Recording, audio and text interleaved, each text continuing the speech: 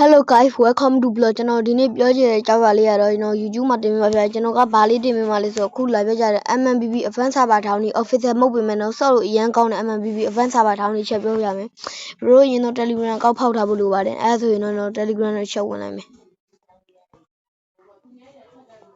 မှာဆို Telegram မှာတော့ share spot သွားမယ် Telegram share spot သွားပြီးကျွန်တော်တို့ကဘာလုပ်မှာလဲဆိုတော့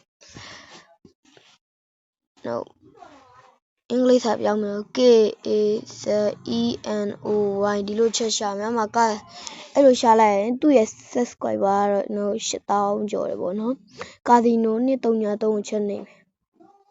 အဲ့မှာကျွန်တော်တို့ကသူ့ရဲ့ဒီတိုင်းလေးပေါ်လာမယ်ပေါ့ဒီတိုင်းလေးပေါ်လာပြီဆိုရင်တော့တို့က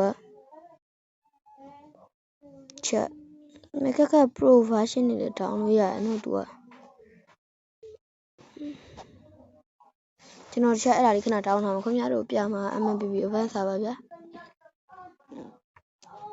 ဟိုတော့နည်းနည်းလေးချင်းရှာရင်တော့ mobile လေးချက်ဒါ mobile လေးချက်တော့ဒါ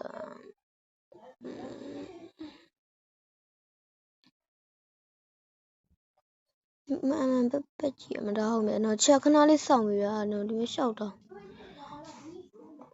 အမနော်တို့ကရှာပေးမယ်နော်နည်းနည်းလေးတော့ကြားတယ်ဗျဟောဒီဒါလည်းမဟုတ်သေးဘူးဗျ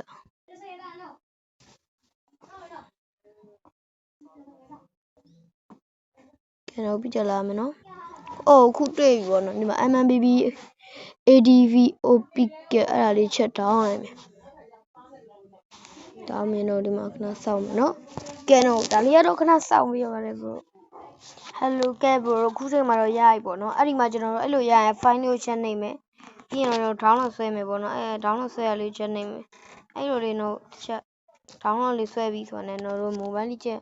Advanced Server လေးရရှိသွားပြီဖြစ်ပါတယ် official မဟုတ်ဘူးအမှန်ကိုတောင်းတယ်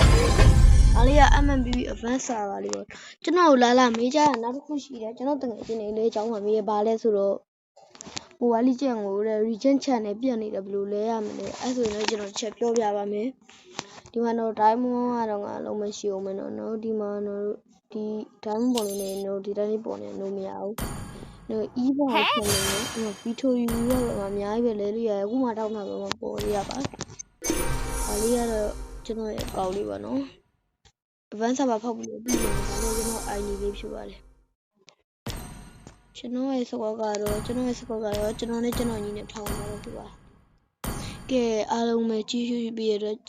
အားလုံးပဲကျေးဇူးတင်ပါတယ်ခင်ဗျာဘိုင်ဘိုင်